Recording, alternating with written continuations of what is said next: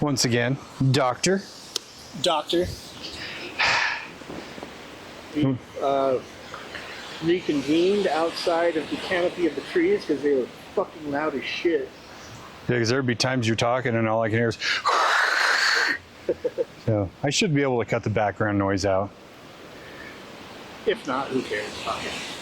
You gotta listen to some trees blowing. Hey, it was really comfortable. Yeah. Nice shade, nice breeze. Nice breeze. Almost. Fish was like rolling around in the dirt, just loving life. He was just straight chilling. Yeah. Let's talk about Hans Holzer. Hans Holzer. Holzer. So it's read as Holzer, but I guess it's pronounced Holzer. Holzer? Like with a T? Holzer. Holzer. The Ludowaffen. Hans Holzer. If you don't know who Hans Holzer is, then you're probably pretty much like us. We didn't really know a whole lot about Hans Holzer before. Which is strange. Yeah. As in-depth as we are into everything paranormal, that we did not know who Hans Holzer was. And I think it's kind of a common thing that a lot of people, I mean, there are a lot of people that do know who he is and his whole kind of backstory, but I think that a lot of people that are interested in this whole subject have never heard of him like us. So the first time I heard about him was the first time I went to Phenomenon. David Schrader was there, and he's the host or the main guy in a TV ghost hunting paranormal show called the Holzer Files. So he was giving a talk there and was talking about a lot of interesting things and talking about the show that he has on the Travel Channel or Discovery, whatever it is, History Channel. And I was like, how the fuck do I not know what the Holzer Files are? Like, I've never seen this show before. And so, like, hearing him give a speech, I went back to the Airbnb and, like, watched an episode. And I was like, oh, this show is actually really good. But it was on Amazon Prime, and there was only, like, 1 or 2 episodes I could watch. And kind of forgot about it until last year when we went, and he was there again, and I was like, fuck, I forgot about that show. And so I watched a few episodes then, and then they just released it on Roku TV, like both seasons, and so I was able to kind of binge watch all of them. And it's a good show, and it goes through lots of cases that Holzer himself worked on. So Holzer was a kind of the grandfather of paranormal ghost hunting, if you will, as people do it today. Yeah. I was also shocked when we were at Phenomenon this last time and we're watching the Holzer Files panel with Dave Schrader and Cindy and Shane. And I'm like, who the fuck are they even talking about? So I pull out my phone and I'm doing a Google search, and I find myself reading more and more when I should be paying attention to the panel. And I'm like, fuck it, I'll look it up later. So I write down the name in my book, and I ended up reading more about him. And then when you said, we should do this topic, I was like, you know what? Yeah. So I got even deeper into his lore. It's kind of funny because, I was telling you the other day, we almost had like subcategories we were going into. Mm-hmm. And this kind of started a new one for me of the kind of figureheads in paranormal investigation. And this is just like the first one. Yeah. Which, appropriately so, he's, the father of American ghost hunting. He's not the first, but he's the first one in America to make it kind of mainstream. Yeah.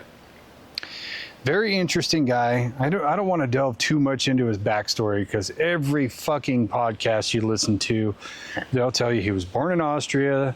They immigrated to America because of, Nazis and blah, blah, blah. So I think it's fair to skip quite a bit of that. You could listen to literally anybody else's podcast about it. I find myself more intrigued on his methodology. Mm-hmm. So I think we should focus more on that. Yeah. So yeah, he was born in Austria. You got me on that one. He so he was an educated guy. He studied archaeology and then kind of got into psychology, and then got allegedly a PhD in parapsychology, which was his main interest. Like growing up, he was very interested in the paranormal side, and so he kind of leaned into that as he got older. So his method was pretty much he would go into a haunted location, supposed haunted location, and bring with him high tech at the time, but like very rudimentary things, just like a recorder, a recording device, and then he would bring a trans medium, which has how he would communicate with the spirits in a place. And a Polaroid camera. He was devout on a Polaroid camera because of the film system it used and the way it would produce an image instantly, that it was much harder to fake. Yeah. Because especially film plates and film itself could be manipulated to look like things that they were not. Mm-hmm. But a Polaroid was much less valuable. He did not trust scientific measuring devices for things that measured electricity or temperature because he claimed they were too fallible. Which is kind of, it almost is like he wants to be the most scientific he can, so he's using less scientific methods. But there are a lot simpler methods. But you have to believe in what he's talking about to kind of go along with the story. Of course, he did put out a lot of stuff that really seemed to be true or accurate with the use of his mediums. Yeah, I mean, he was so much the father of American ghost hunting that in 1963 he put out the book The Ghost Hunter, which many paranormal investigation teams treat as like their go-to handbook for paranormal investigation. But he kept it very, very simple. And that's where I struggle with his methodology of, you want it to be the most scientific, but you're using a medium. Yeah. Not a scientific instrument by any stretch. Because people are themselves fallible. Yeah. Those mediums could have just been making this shit up the whole time. Yeah. But I do admire that he was very staunch, and this is how I do it, and these are the results I get. But his results seem to be very accurate. Yeah. And I think it was because he's a witch. Well, it was said, and I didn't verify it with any other sources, but on one podcast I listened to, they said he was never religious until later in life he became a Wiccan, which I'm going to give him a lot of credit for, because I've said many times I think the religion that is the closest is Wiccan, and that's just because of their like tagline, and it harm none, do what ye will. And Wiccans believe in the male and the female energy, so the god and the goddess, harmonics with nature, things like that. Very basic, rudimentary stuff that every human should believe in. Yeah. So I got to give him credibility there. I mean, even religions, like most of the religions have the same like principles of love thy neighbor, or do unto others as you would have done to you. So I mean, it's the same principle. Yeah. Just said by witches. Well, and Wiccan is way cooler than Catholic. Yeah. Just the word itself is like Wiccan. Wiccan, dude. Bro, that's so Wiccan. Speaking of Wiccan, I'm wearing my like Wiccan Ghost Hunter shirt. I don't know if you can see that. Yeah, super tight. Cool. Yeah, I mean, I thought that was pretty interesting that he himself was a practicing Wiccan, supposedly by what people have said. So he was Jewish when his family was Jewish. That's why they left Austria during World War II. Later on became Wiccan. But I think it was because of the beliefs of like the enduring human spirit in everything. Like, and that's what he believed, was that all ghosts are human spirits. There's no such thing as evil spirits or angels or any of that stuff. He devoutly was against demons. Right. So he believed that it was all these ghost hauntings were because of human spirits that were kind of trapped in this existence because they either didn't know where they were supposed to go, or they had some lingering emotional attachment to something that happened and they couldn't get past that when they died. And so him and his medium would go in places, and a lot of times he would try to help these spirits out and help move these spirits along to the next phase of what was to come. And he also had a very interesting belief in that as well. Did you get into that at all? Yeah. I didn't delve super deep into it, but I really love the premise that he would go in not just to investigate or prove existence of ghosts. He went in with intention. He was the first like ghost hunter to use the term intention, but his intention was always to help. Yeah. And I love that because it helped me really realign my own perception about ghost hunting, which was his preferred term. He hated paranormal and he hated supernatural as terms. He preferred ghost hunting. Yeah. Which is, I'm still kind of on the fence about, because I prefer paranormal investigation. We don't really know what it is until you investigate it. Yeah, I do too, but I kind of think that the reason why he didn't like the term paranormal is because he believed it should be normal. Yeah. Which I believe that too, because it's few and far between people that haven't ever had an experience that they would term paranormal. So if something is happening that 95% of the population on the world is experiencing, how is that not normal? Exactly. Just like I have to take a piss today, everybody's going to have to take a piss. That's normal. Yeah. Same with the term supernatural. Instead of it being supernatural, it's just natural. Yeah. Because if the vast majority of us are having that experience, it's natural. Yeah. And it is part of nature. It's part of the process of dying and moving beyond, which we know very little about, but we all are going to die. Yeah. Our spirit is going to move on in some shape or form. Unless you're one of those like staunch atheists that believes it's just lights out, which I feel sorry for you. Open your pineal gland, bro. Yeah. You gotta open up your pineal gland and let that sauce flow. Yeah, I mean, even Albert Einstein said that energy can't be created nor destroyed. It's just transferred from one thing to another. So when you die, it's not like you just lights out. It's just you're transferring into a different. And that's what Hans Holzer believed, is that when you're born with two bodies, your spirit body and your physical body. And when you die, the physical body dies, but you just step out of that in the same form. So you're not just some mist like floating around, but you're just the same form as you were when you had your physical body. You're just not a physical thing anymore.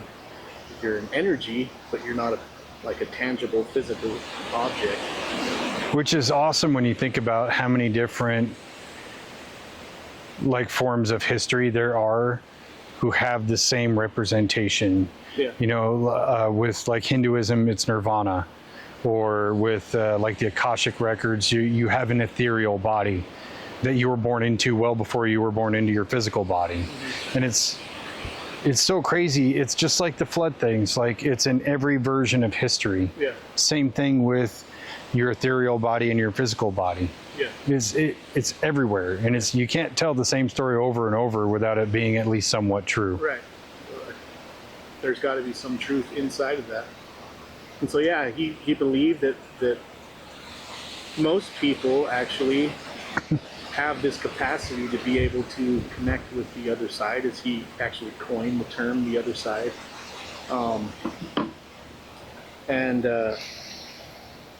So he thought that most people were able to in some capacity tap into this other realm and either see things or hear things or experience things that were not in this physical realm.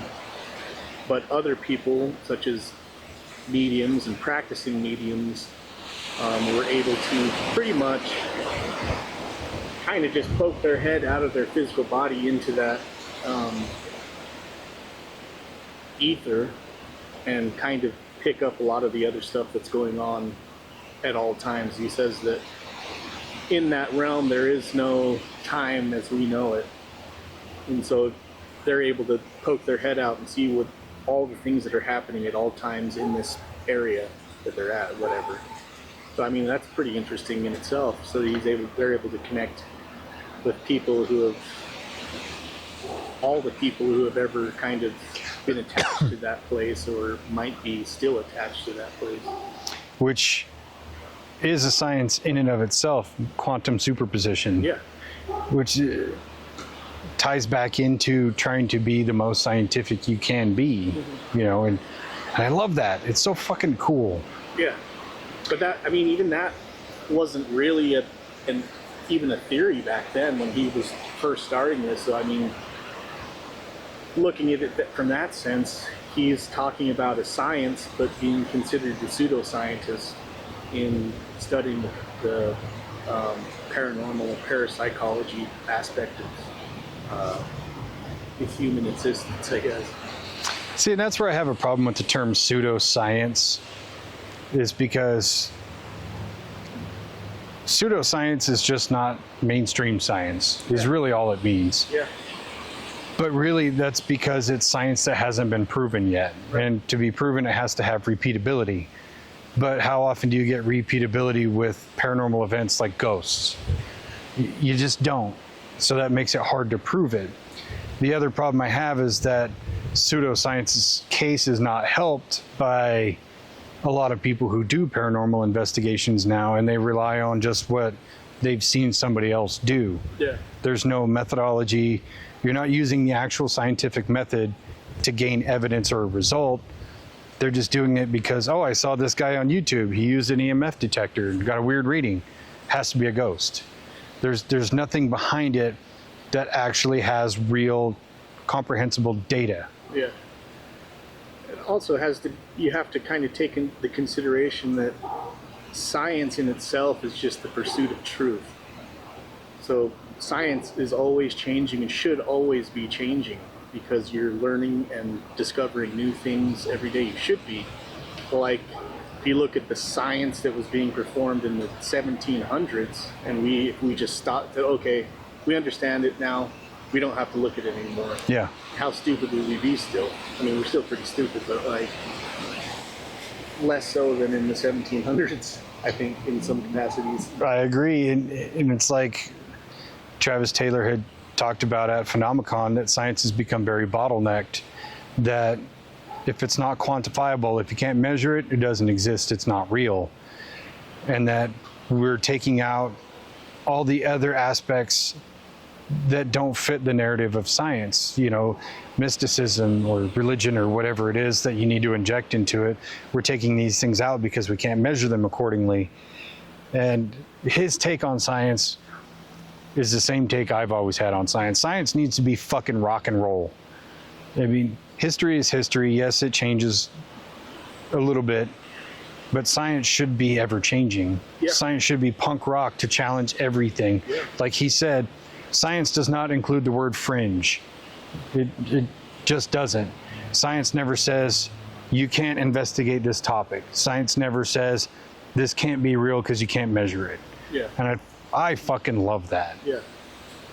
Yeah, and so Hans Holzer comes along and using a transmedium wasn't a new thing. It was kind of almost a revamp of what was happening in the turn of the century with the seances and mediums that they were. He was super popular in England at the time. Yeah, and you know, it was kind of a parlor game type thing that people would do here in the United States. Harry Houdini and a lot of the people in New York and California were doing it at the turn of the century.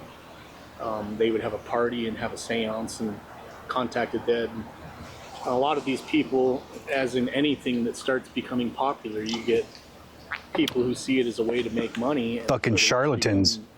Shysters that, you know, are just trying to take advantage of people who want to maybe talk to their husband that died of cholera or whatever it is. But so he was, you know, he had a few different trance mediums. Trance medium means this person goes to a trance and then they kind of speak for the spirit that is supposedly there. And he had a few different trance mediums that he would kind of go around with and use to conduct his seance or his investigations. If you ever watched the show, the Holzer Files, they kind of they have the same premise. They're kind of going off of his formula. Of course, they've updated it to use tools that we have now. I don't know how much that is for the viewers or for just to try to take measurements of what's going on, because I do believe that if spirits are an energy, that energy might be able to be recorded by, you know, EMF detectors. 100%. You know, different devices that you have, recording devices, cameras possibly. So I do believe that, you know, they have a place, and they could potentially validate if something is out of the ordinary in a place when you're having, if you see a ghost and all of a sudden the temperature drops by 10 degrees, why? You know, there's got to be a correlation. Yeah, and that's the one thing I kind of vehemently disagree with him on, is his lack of using measurement devices, tech, gadgetry, whatever you want to call it. Granted, he was one person, and then with the medium is two people, and he's already doing, you know, the history aspect of it and doing the recording and asking questions and things like that. So I get it's difficult to try to wear all the hats at the same time. Yeah. But I disagree, because like you said, there has to be some kind of correlation between the metaphysical and the physical. Mm-hmm. And you need tools to measure that. I mean, if you didn't, it's because we could see it. If we could see it, we wouldn't need to try to prove it anymore. That's I kind of had the same frustration when I first started listening to a lot of the stuff about him. And then it seems like to me, and he said this, there was a few recordings of him, because he died in like 2009. Mm-hmm. So he was fairly recent. I mean, 10 years, 15 years ago he passed away, but he lived a long life and was able to see a transformation of all these things. And he said in a few of them that he was never trying to prove anything. So he wasn't trying to prove the existence of these spirits. He was merely just trying to capture and help these spirits. He didn't really care about, he believed it wholeheartedly, so he wasn't trying to prove anything to anybody. So he didn't care if people believed him or not. Yeah. Really. And so he was just putting the stuff out there so people could look at it.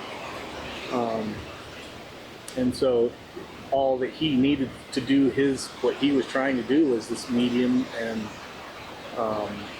he was like, if you listen to his tapes, most of his stuff, it's not like the typical, what's your name, what are you doing here, when did you live here? He asks questions like, who is the president, how come you're stuck, do you know, have you reached out to your family, trying to help these spirits move past it, almost doing like a therapy session with the spirit. Yeah. That's kind of more along the vein that he was working in, which is like, made me understand, okay, yeah, he's not actually trying to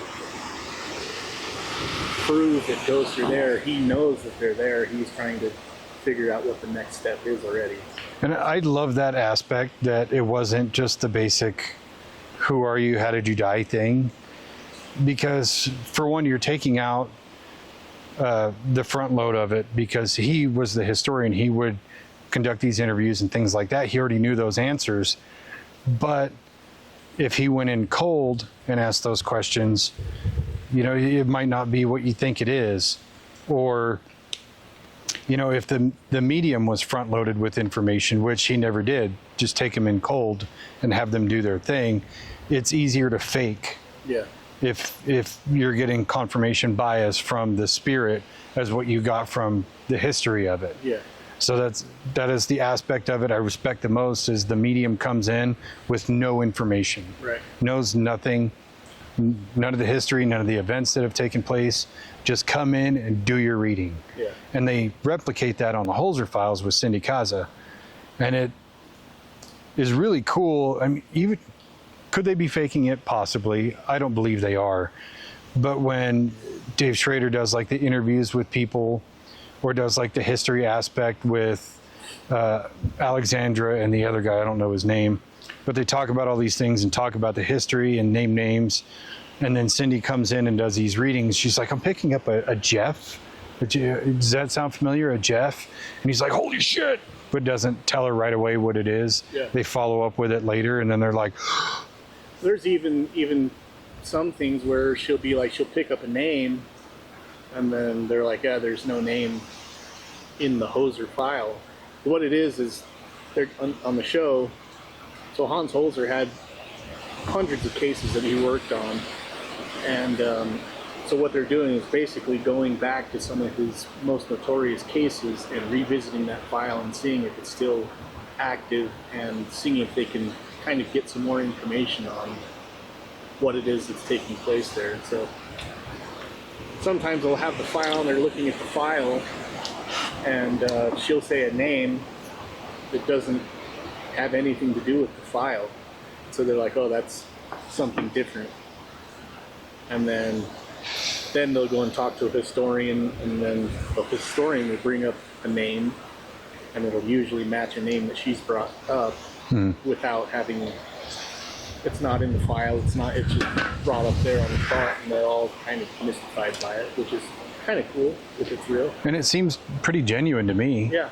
I mean, especially after hearing Cindy Kaza talk, like, to me, she's the real deal. Yeah. If she's lying, she's really good at it. Yeah. But I don't think she is. I think she's genuinely a medium, which is great. I also do love on the show when they have Shane go in and do baseline readings with the tech.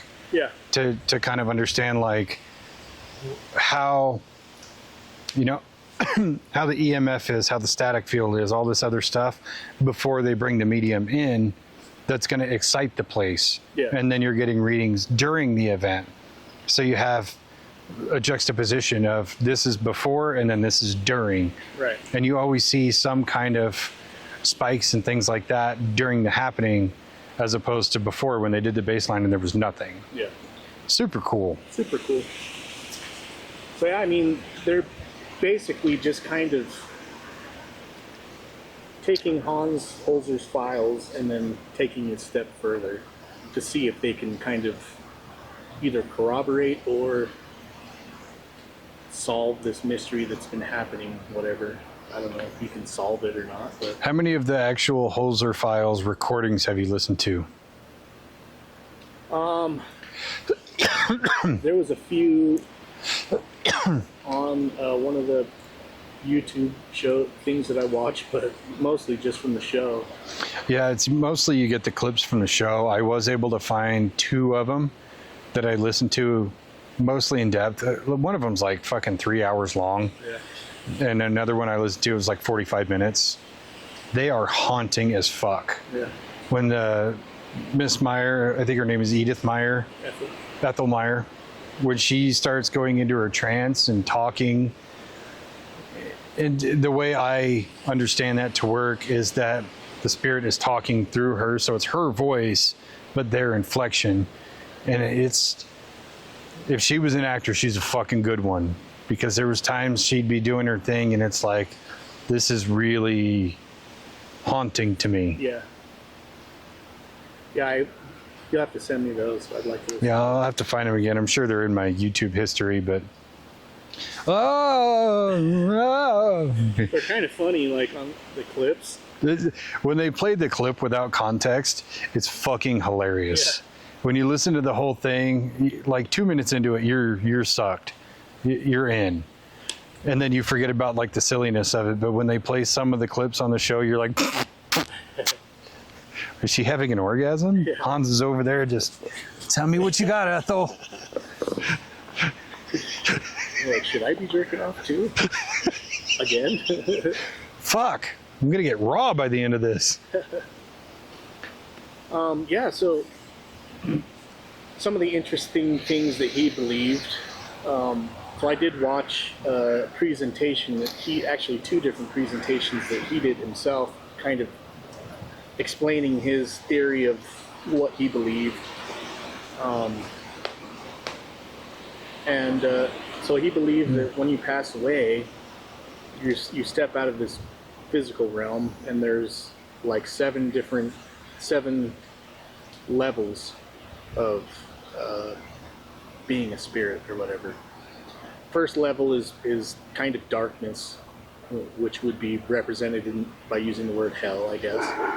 But that's mostly people who just those are the ghosts that you see or experience. And it's mostly people who had an emotional attachment or something traumatic that happened to them, or it's a fragment of their personality that's kind of almost imprinted, but it's still conscious.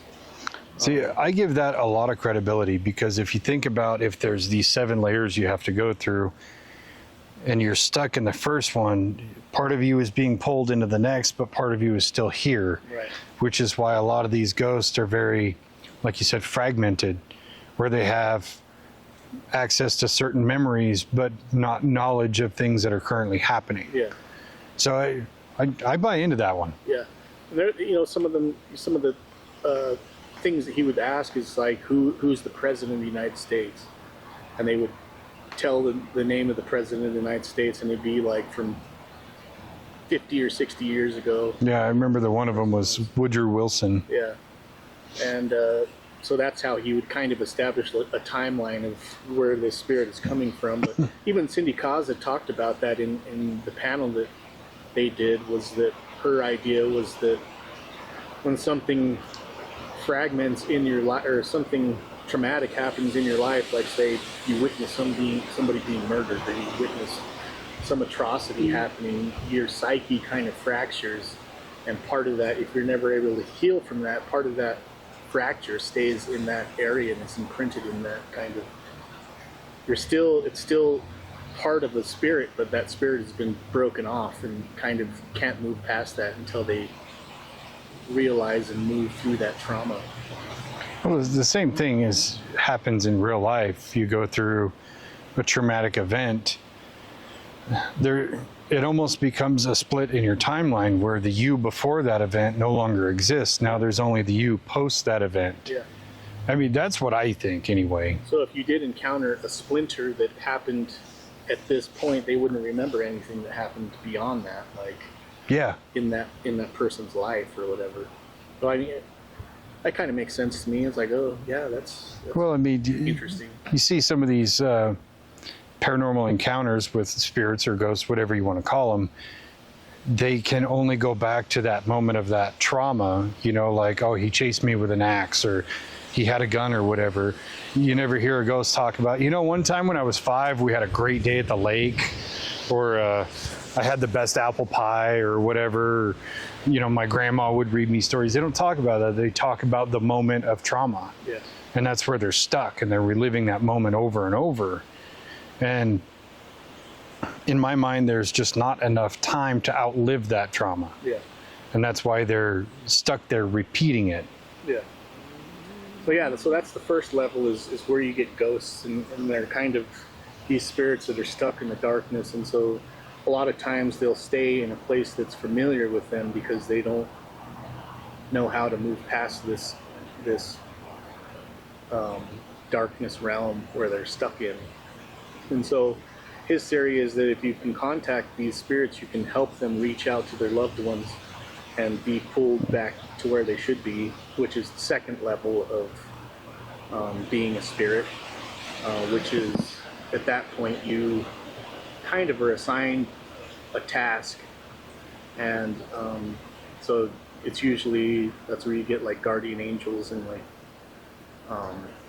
helpful spirits, as people call them. Like, people describe them as angels, guardian angels, or whatever. And then once you move past that, you go to the third stage, which is groups of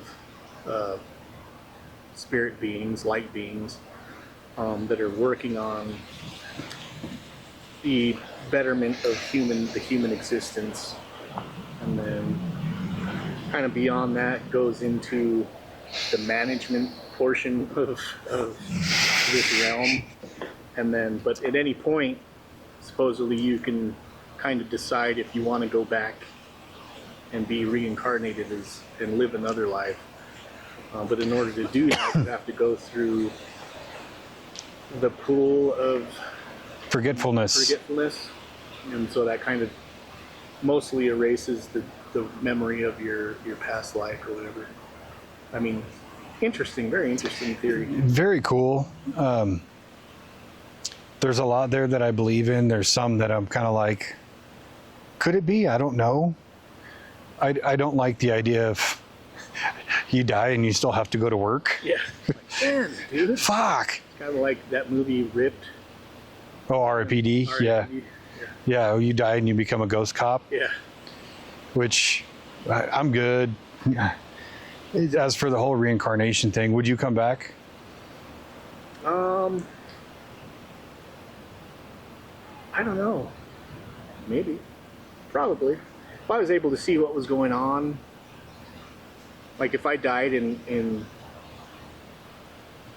like crossing the plains as a pioneer or something, like in some shitty timeline, yeah, I'd probably come back and experience it a better time. But I don't know. You like died as a Civil War soldier, but you're born again in the 90s, you know? Yeah. Like, oh, this is actually kind of tight. Yeah. I don't think I would. Yeah, it depends on. If I got there and was like, whoa, I'm really fucking stupid, I should go back there and learn some more shit, then yeah, possibly. I think it really depends on if when I die, do all my questions get answered. Yeah. Like, if all my questions get answered, I don't need to fucking go back. But if I die and there's like God or whatever, and he's like, you can have the answers, but you have to go back into this specific lifetime. Oh, okay. I'll go be an autistic kid. That was a reference to the autistic or the telepathy tapes. It's not a stab. No, that was like I want the power. I want the power. I want the answers. So I think we got to talk about one very culturally significant thing that Hans Holzer is responsible for indirectly. Do you know what I'm about to say? Start with an A? No. Oh. But we do have to talk about that. Okay. So Dan Aykroyd was a big fan of Hans Holzer. Yeah. In fact, he was the inspiration for Ghostbusters. Ghostbusters. The movie. The movie, 1984, beautiful movie. I actually, the best ghost hunting movie of all time. by far and away. Beautiful movie. I actually watched the new Conjuring movie, The Last Rites, and they make a reference to Ghostbusters in the movie. Really? Which is probably the best part of the movie. When did that movie come out? Just last week. Oh. But yeah, like Ed and Lorraine Warren go to this house and they're like, you guys are the ghost hunters, right? And they're like, yeah. They're like, oh, like Ghostbusters, the movie. No, not like that. Who are you going to call? And they're just like giving Ed and Lorraine shit. Like that, but a little more rapey. But a little bit more rapey. Yeah, that's Ed and Lorraine Warren. We're going to get an episode for sure. Yeah. But yeah, so he was the inspiration for that in a bunch of different ways. Because for one, in the beginning of the movie, the guys from Ghostbusters they're professors at Columbia University, where Holzer got his doctorate. Yeah. Holzer, Holzer, and then the main villain is Gozer. And even in the 2016 remake, I put this one together myself. It's not on any other podcast. In 2016, the female reboot, one of the characters' name is Holtzman, Holtzman. So, very important figurehead. Yeah. They're just dancing around that. Yeah. Copyright issues, probably. For sure. Or, they just didn't want to pay the Holzer family any money, I guess. But yeah, very interesting, culturally significant movie all the way around. I don't know anybody who's seen Ghostbusters who doesn't love that movie. Yeah, I don't think I want to know those people. They're not my friends, that's for sure. Yeah. I mean, another very significant thing that most people would know about or know of is the Amityville case. It's one of his cases that he worked on, and he wrote a book about it, which was the premise of the second Amityville movie. Which there's some controversy about. Yeah. Where he was very devout that they were in contact with, and I'm not even going to try to say the name of the tribe because I'm going to get him mixed up, but he was very specific that they were in contact with this specific chief of this specific tribe because the house was built on Indian burial ground. But the historians say that tribe was never even in the area. Yeah. Now, I'm going to just give credence because there's a lot about the spiritual realm we don't know about. We don't know about the movement of these tribes, really. A lot of it's, we're just stabbing in the dark and calling it history. Let's be real. Yeah. A lot of the spiritual aspects, we don't know how spirits move. We don't know if they relocate. We don't know any of that. And that's where I'm going to go ahead and give him credit and say he was probably legit. Now, there's a lot of controversy around Amityville as it is, where I believe it was George Lutz, I think his wife's name was Nancy, where they had some weird things happening, and then they got a hold of Ed and Lorraine Warren, and they just concocted this story over a few bottles of wine. That one I'll say is probably true, that they just concocted the story. Yeah. So Amityville has a lot of controversy in and of itself, but the fact that he was there first, I'm going to give him more credibility. Yeah. Yeah, I think that there's a huge difference in what he was doing and what Ed and Lorraine Warren were doing. They were they were all kind of doing the same thing, where they were making a living off of the paranormal stuff, which, I mean, Holzer was kind of more writing books. I mean, he wrote like 140 different books about mostly supernatural stuff, ghosts and UFOs. He even wrote books about veganism. He was a vegan. Yeah, he had a couple about like consciousness and vibration and things like that. He was a pretty well-versed guy. Yeah, he would be on the Dave-inci Code, I'm sure. Oh, he would get an honorary doctorate. Yeah. It'd be his third one. Honestly, he'd probably just be like, you guys that are fucking stupid. However an Austrian accent goes, I don't know. So, you guys are fucking stupid. That's a real Austrian. That's a real Austrian. Super Austrian. The Austrian oak. Yeah.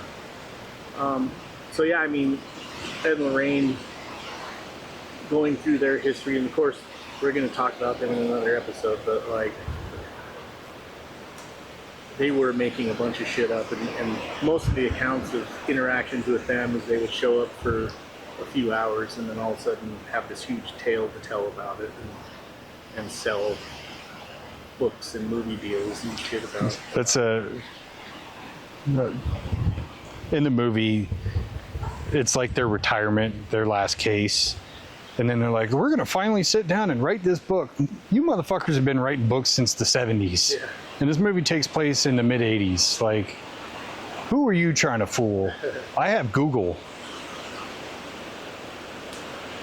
Yeah, I mean, he's a very, very interesting guy. You can definitely look up, like I said, he wrote over 140 different books about different cases, different genres of paranormal activity. He even wrote screenplays and plays. Mm-hmm. That was his early interest, was to be a playwright. Yeah. Which is kind of cool, but at the same time, it does cast a little shadow of doubt. Yeah. Because you're a storyteller. But at the same time, if you can discredit anybody who writes fiction as well as something scientific, you would have to throw Travis Taylor out too. True. Because he's wrote fiction books. True. And that guy could tell me the moon was made out of cheese, and I'd be like, fucking moon's made out of cheese, Yeah, dog. it is. What kind? I think it's Swiss. Could be. Maybe Or- Gouda. It has a Gouda. it has a brie color though. Yeah. The outside of brie does look like the face of the moon. It does. Did we just solve that? No, I don't think we did. Maybe like just a conglomerate of feta. I dig that. You know. With a big metal sphere in the middle. Yeah. That's got aliens living on the inside. Reptiles. Reptilians. So what do you think is the most valuable contribution he made to paranormal investigation? I think putting it in the public eye the way that he did, because even though like we didn't ever hear about him until pretty recently, a lot of people did. I mean, he was on numerous TV shows. He was the consultant for the Leonard Nimoy series. What was that show? I heard the fucking name of it 80 times yesterday, and I can't recall it. Yeah, he was on Unsolved Mysteries. He was on Coast to Coast. Coast to Coast. He was out there, you know, and I think that was the inspiration that a lot of people took from and I grew up watching all these shows, and for me, definitely In Search of. yeah. And so it's definitely his impact on the collective consciousness to be open to the realm of the possibility of the paranormal or the supernatural, but we're not supposed to say those words. No, That's the only vernacular that we have. he didn't like those words. I like those words. Yeah. Sorry, bro. So yeah, I think that just him being kind of somebody to stand up and really talk about these things in a public setting, because before it seemed like if you came out and said these things, you were looked at as crazy. Just like the UFO stuff is becoming more of a mainstream thing to be able to talk about now in a scientific setting. Yeah. Is becoming more normalized. I think that he is on the forefront of that, putting it in the public domain. I 100% agree that's number one. I will add to that, putting it in the public eye in a meaningful way, not taking the Ed and Lorraine approach of concocting stories to sell books and... You mean Zach Bagans' way? Yeah, Zach Bagans' way, same thing. I think the second most important thing, because I agree that's number one, but the second most important thing is setting good intentions on why you're doing it and how you're doing it. Not going in to agitate, stir up, or just get a scare factor. He's there because he genuinely wants to help these people. And that alone has kind of changed my own perception of paranormal investigation, because I think for so long I was interested in it for the scare factor, because I wanted to go and have an experience. Over time, that kind of shifted for me into, I don't necessarily believe X, Y, or Z, but I have to disprove it or prove it. Yeah. And that's not like a negative connotation. That's just my own method of thinking of why I'm doing this. Yeah. But now that I understand more about him, or even Cindy or other mediums like the Kindred Spirits team, where they go in with these positive intentions and they have these positive experiences. Yeah. They may still be frightful, but that doesn't mean they're negative or malevolent in some way. Yeah.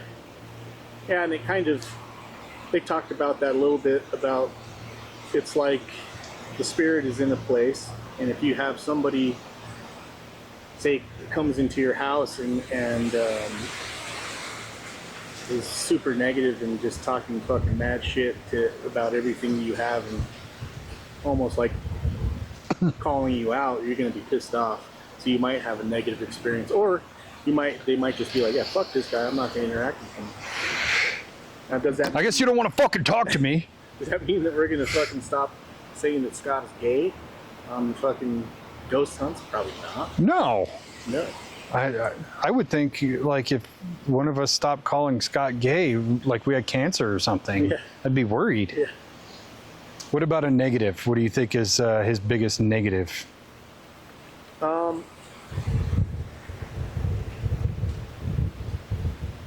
I would think that the biggest negative thing was, like I say, in a lot of the things that we talk about, being super sure of one thing or another, having a definitive answer for something, which is, you're always going to find, no matter what you say, you're going to have people that write you off because they don't believe what you believe. So proposing it in a way of, is it possible, like the way the ancient aliens guys always do. Is it possible? Is it possible that these ancient astronauts? It's a lot more receiving, a way to propose something.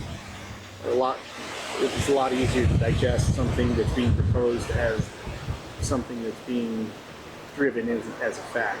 Yeah. That was the same thing that I was having a hard time with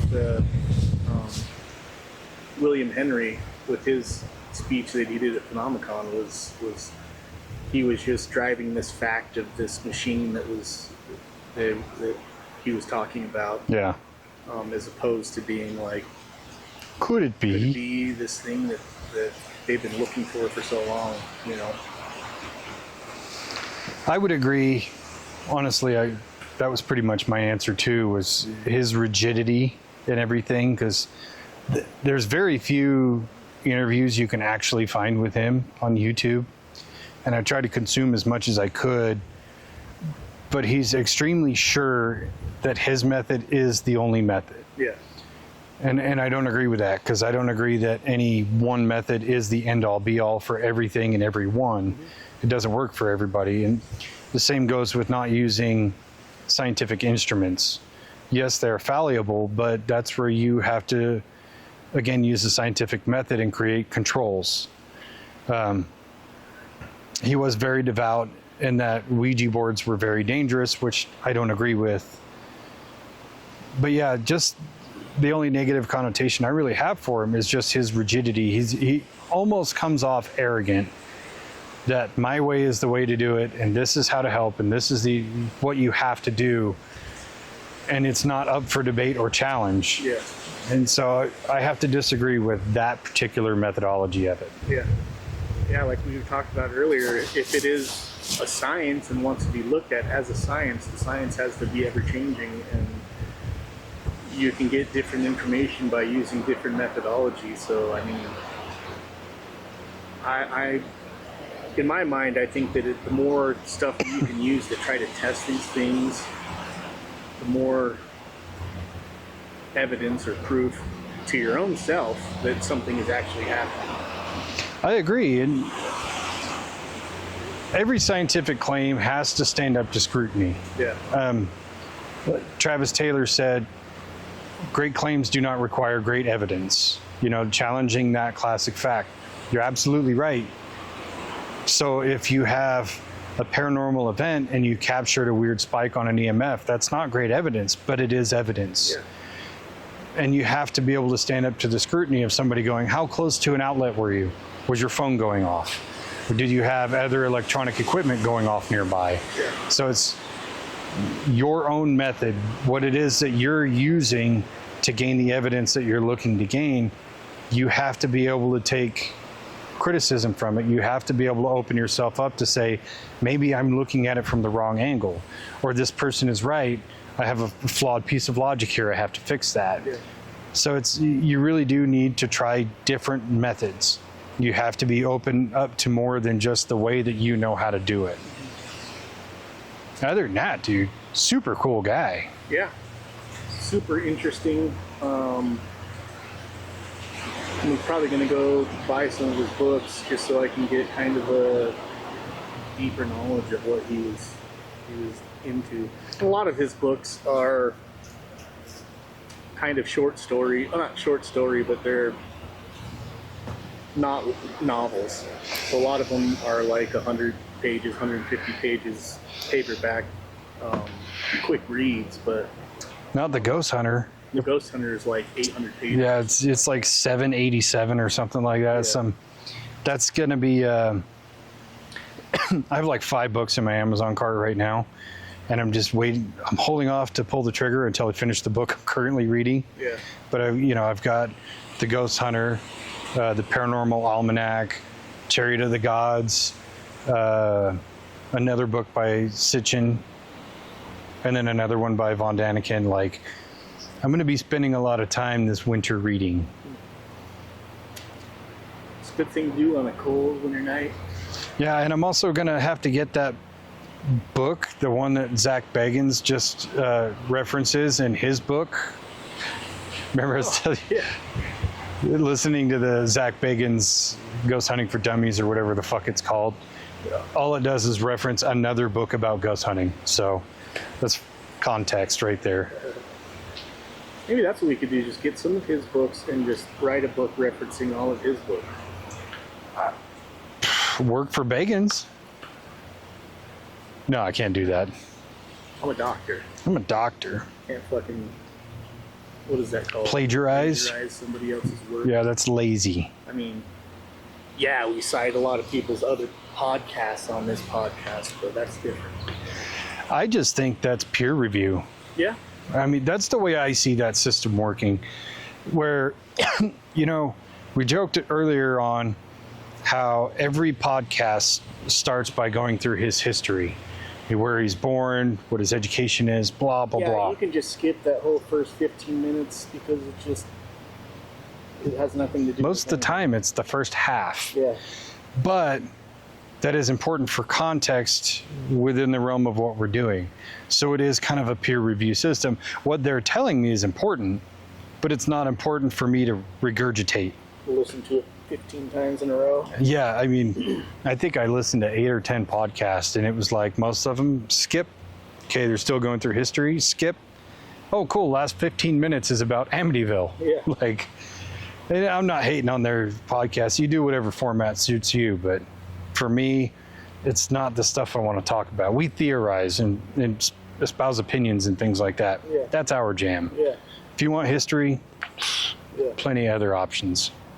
There's a whole slew of podcasts about Hans Holzer's direct methods and how you can do them for yourselves, and case logs going through numbers of cases. There's even ones almost like fan commentary of the Holzer Files, the TV show. But just watch the show. Just watch the fucking show. I got one final question for you. I know he's passed away, but if you could ask Hans Holzer one question, what would you ask?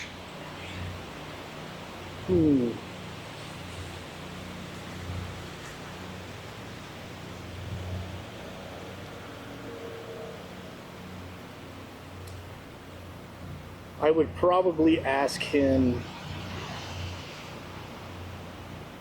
what was his most intriguing case that he worked on. Because there was some that were the most famous, Yeah. like the Amityville, I just had it in my head. There's a house, the Whaley house. Yeah. there's 4 or 5 of them that are pretty well known that a lot of people talk about, but I would like to get his opinion on which one was his most intriguing case. I think because of my science and statistic based approach, I would ask him how many of the cases that you've investigated were 100% bullshit. Just because I think his case number was somewhere like 120 or something. I heard that number. I don't know how true it is. But I'm curious for a percentage of how many of those he went to and investigated and was like, these guys are full of shit. Yeah. Well, I know that he talked about how a lot of times people just misunderstood what was going on at their house and it wasn't really haunted. And there's actually an episode of the Leonard Nimoy show, what was it called? In Search of? In Search of, where they went with him to go do an investigation.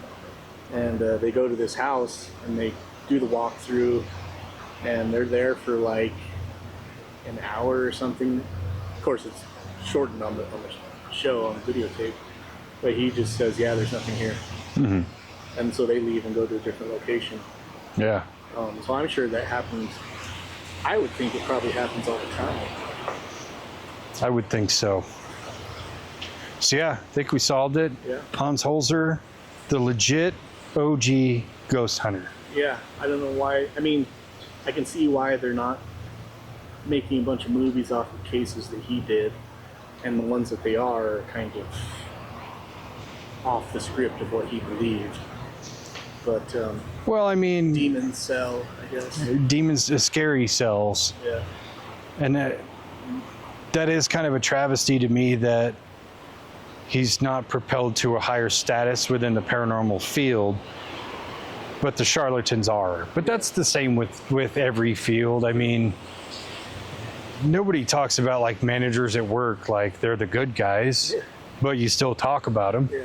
You know, that's just the way these things work. Like, think about actors. The best actors are not the most popular ones. True. It's the ones that can sell movies because they're an actor in their own life. Yeah. You know, Daniel Day-Lewis is not worth the same amount of money that Dwayne "The Rock" Johnson is. That's just the reality of it. Yeah. But you're saying Dwayne "The Rock" Johnson isn't a great actor? That's exactly what I'm saying. Seems like a cool dude. I would never take that away from him. Seems like a very nice guy, but he's not a great actor. Yeah. And now that he's off the juice, he's gonna get a lot less acting.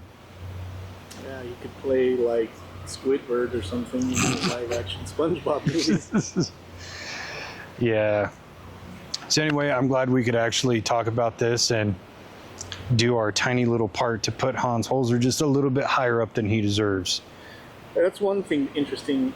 Last thing about him was that he said that anywhere that he went, he was never scared of the paranormal activity that he was encountering because he didn't believe in demons. He didn't believe in evil spirits. He said that the evil that happens in this world is caused by humans, not by spirits. And there are people who do evil acts, and that's a personal choice rather than an evil spirit. And so he said maybe that's why he wasn't as popular, because he said he was never scared of anything paranormal because it's just human spirits that need help. He was not a bullshit artist. Nope. And I 100% agree and really enjoy that take of his. Because he's right. Demons don't take over our bodies and make us do shit. We just do shit. Yeah, I think the only demon that enters your body that makes you do shit you wouldn't do otherwise is drugs and alcohol. And that you know, some of these cases,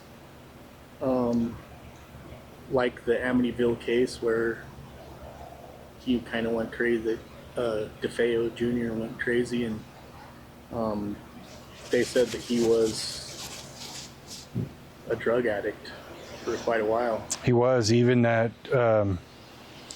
the case that Ed and Lorraine Warren took over, where it was the first time demon possession was used as an excuse in court. The devil made me do The it. devil made me do it. That kid was an alcoholic. Yeah. And he was just a jealous, domestic violence driven boyfriend. Yeah. That he was a drunk. That's what it is. Evil people do evil shit. It's true. Well, Solved it. Doctor. Anyway, that's enough for Hans Holzer. We're going to talk about some more stuff here soon. We're going to follow up on this kind of sub-series with some other paranormal figureheads coming soon. spooky season, so Spooky season, perfect time to do these. Perfect time to tell the public that some of these people are just pure horseshit. yeah, demystify the mysterious. Just take them down a peg. Yeah. It's going to be fun. Okay, I love you. Bye-bye. Bye.